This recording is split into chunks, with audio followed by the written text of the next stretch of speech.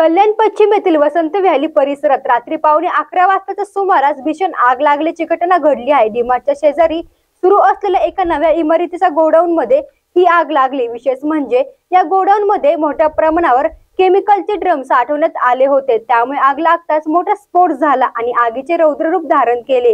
Godown मध्ये असलेल्या ज्वलनशील रसायनांच्या ड्रममुळे आग पाहता पाहता पसरली। आगीच्या तीव्रतेमुळे संपूर्ण परिसरात धुराचे लोट पसरले। परिसरातील रहिवाशांमध्ये भीतीचे वातावरण निर्माण झाले।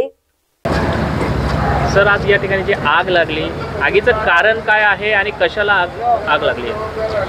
आदरवाडी अग्निशमन केंद्रात सुमारे 10:45 वाजता बिल्डिंग मटेरियल साईडवरती त्यांच्या स्टोर रूमला आग लागल्याचा कॉल आला।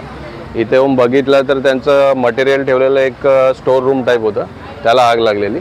आगीवरती पाणी मारून आग विझवलेली आहे। 2 गाड्यांच्या मदतीने आग पूर्णपणे विझवली आहे। कुठलीही आता धोका नाही आहे। केमिकल किंवा काय त्याची माहिती मिळालेली नाही आहे, कारण इथे साईडवरती त्यांची कोण माणसं उपलब्ध नाही आहेत। आम्ही आता पाहणी करतोय काय ते।